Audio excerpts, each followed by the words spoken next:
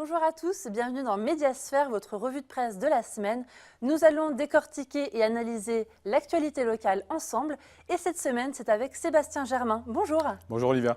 Alors on commence cette émission avec le dessin du jour qui est signé 2 lignes dans le magazine La Croix. Vous voyez ces 2 personnages et cette caricature. L'État verse en effet maintenant 200 € pour l'achat d'un vélo électrique. C'est une mesure qui tombe à pic après l'épisode de pollution qu'a connu la Haute-Savoie. Cela dit, les habitants restent sceptiques, comme on peut le voir sur ce dessin. On a aussi un article de LCI qui montre les démarches à suivre. Alors c'est très intéressant parce qu'elles sont quand même assez longues. À savoir que l'aide est valable jusqu'au 31 janvier 2018 et pour une seule personne, puisque si vous achetez plusieurs vélos, il n'y aura quand même qu'une aide. Sébastien, on part faire un tour du côté de Twitter. C'est notre rubrique Actu Connecté.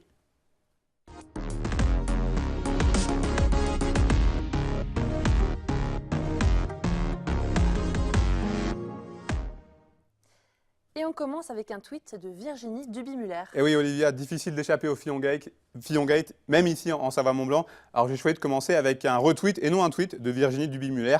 La députée Les Républicains de Haute-Savoie, on le sait, soutien de Nicolas Sarkozy, a retweeté le site du quotidien L'Opinion qui annonce qu'une vingtaine d'élus locaux demandent solennellement à François Fillon de se retirer. On va le voir avec une deuxième capture d'écran puisqu'on voit que dans ce communiqué, les élus pressent le candidat à l'élection présidentielle de, je cite, prendre ses responsabilités et de tenir parole face aux Français en cas de mise en examen. Et puis Hervé Guémard s'est aussi prononcé. Oui, un autre ténor de la droite locale s'est exprimé sur les réseaux sociaux ces derniers jours sur ce même dossier du Fillon Gate. Hervé Guémard, le président du conseil départemental de la Savoie, lance un appel presque désespéré à François Fillon, Alain Juppé et Nicolas Sarkozy. Les mots choisis par Hervé Guémard sont très forts. « Messieurs, ne vous défilez pas ». L'ancien ministre de Jean-Pierre Raffarin affirme que seul un homme d'État expérimenté et rassembleur peut relever le défi de la France. Parle-t-il d'Alain Juppé qu'il soutenait lors de la primaire? Je vous laisse seul juge. Et puis, tous les Savoyards ne sont pas désespérés. Et oui, puisqu'on peut noter la très bonne nouvelle citée par le site internet du Dauphiné Libéré avec ce tweet pour nous rappeler que la brasserie du Mont-Blanc a été récompensée lors du Salon international de l'agriculture qui se tient actuellement du côté de Paris. On apprend dans cet article que la brasserie a reçu 3 distinctions dans le cadre du concours général agricole. La bière blanche obtient la médaille d'argent et la bière ambrée, la médaille en or. Pas mal. Merci Sébastien. Nous allons maintenant parler hashtag avec notre rubrique Atmosphère.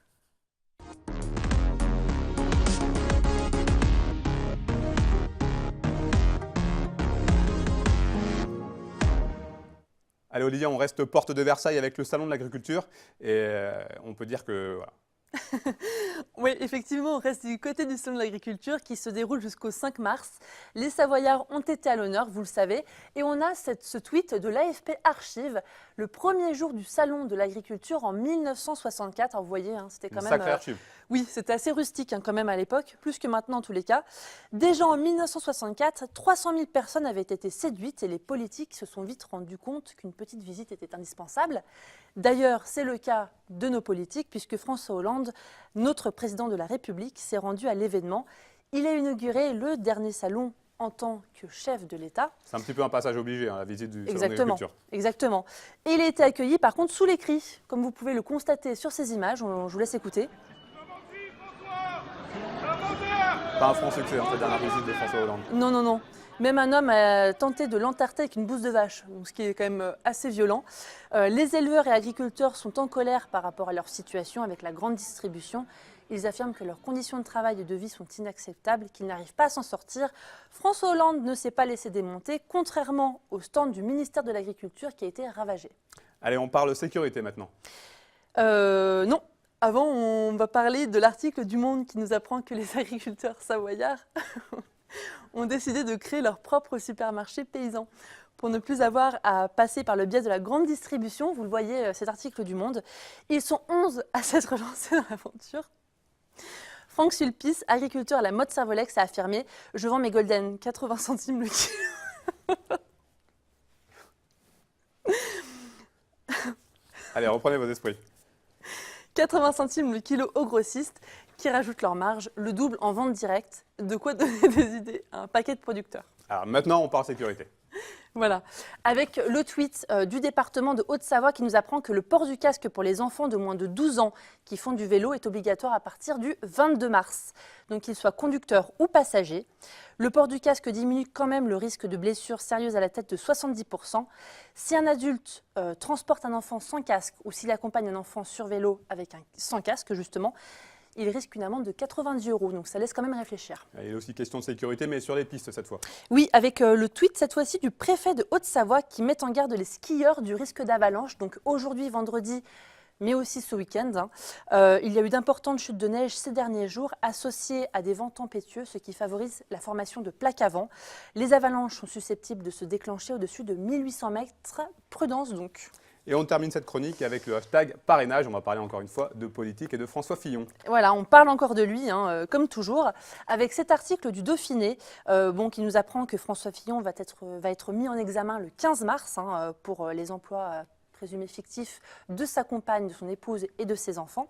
Bernard Accoyer a tout de même parrainé François Fillon et ça a été validé par le Conseil constitutionnel au 1er mars.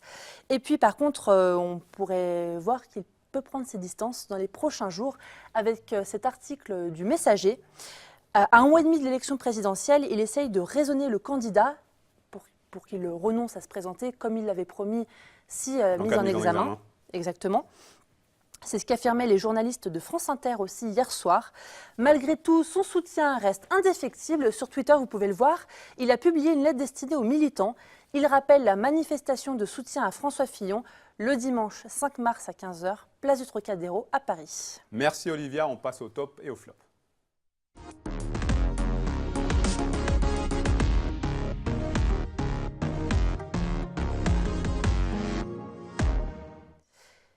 Et on commence avec les flops de la semaine, avec le mât olympique qui a disjoncté. Eh oui, c'était à lire dans le Dauphiné libéré.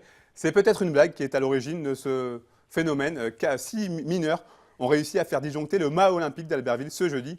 Les 6 enfants ont été interpellés et l'un d'eux sera même poursuivi par la justice car il a été un petit peu pas très sympathique avec les policiers, on va dire. Et puis une employée à 2 doigts du licenciement pour une raison surréaliste. Voilà, une affaire qui pourrait faire grand bruit à l'avenir. On apprend dans l'essor savoyard qu'un rassemblement d'une 50aine de personnes a eu lieu ce vendredi 3 mars devant le Conseil des prud'hommes d'Annecy, des gens de la CGT, des gens de la CFDT. La raison de ce rassemblement, on peut le lire dans cet article, Marie-Hélène, une employée de la Caisse primaire d'assurance maladie, aurait été licenciée à cause de sa surdité le 24 décembre dernier. Une décision totalement incompréhensible pour les syndicats qui soulignent que Marie-Hélène a toujours bien assuré sa mission. Le délibéré est prévu le 10 mars prochain. On suivra de près cette affaire. Et on finit cette chronique en beauté avec les tops de la semaine et ce soutien aux commerçants d'Annemasse. Voilà, on en a parlé dans le JT avec un reportage d'Emmanuel Jaude. Les travaux du tramway ont débuté à la douane de Moissul. Des travaux longs de 2 ans qui vont forcément impacter les riverains mais aussi les commerçants. Et c'est en ce sens que Annemasse Agglo et la CCI ont donc signé une convention afin de venir en aide aux commerçants, c'est-à-dire sur le site internet du messager.fr. Un accompagnement personnel et confidentiel est prévu, ainsi qu'une aide pour réparer les préjudices économiques. Et puis on parle d'une pétition qui colle parfaitement à l'actualité. Voilà, France Bleu Pays de Savoie a choisi de mettre en lumière, comme vous le voyez sur ces images, le cri du cœur du maire des Molettes, une petite commune savoyarde. Jean-Claude Nicole a lancé une pétition intitulée « Je suis un élu honnête ». Vous l'avez dit Olivia, c'est une action qui prend tout son sens actuellement avec les nombreuses affaires qui secouent la campagne électorale. Le maire explique que non, les élus ne sont pas tous pourris. Vous pouvez retrouver cette pétition sur le site mesopinions.com, une pétition qui compte quasiment 200 signatures pour le moment. Merci Sébastien, place maintenant à votre chronique. Vous nous présentez les figures de la semaine.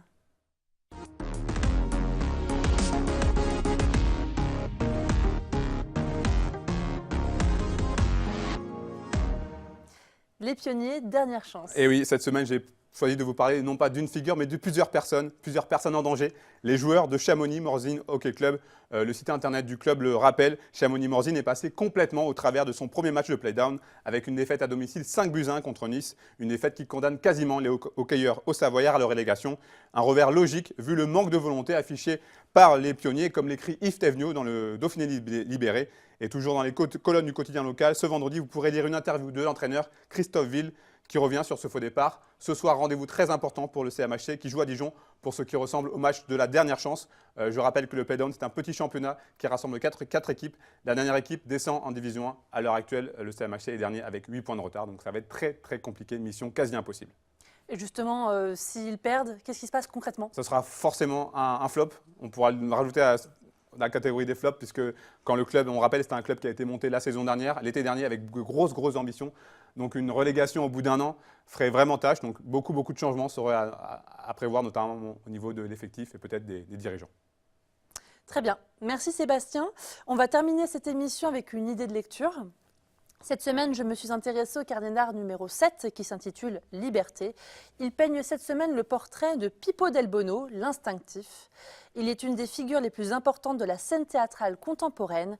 Il parle dans ce portrait de la folie, de son rapport au corps, de ses influences artistiques.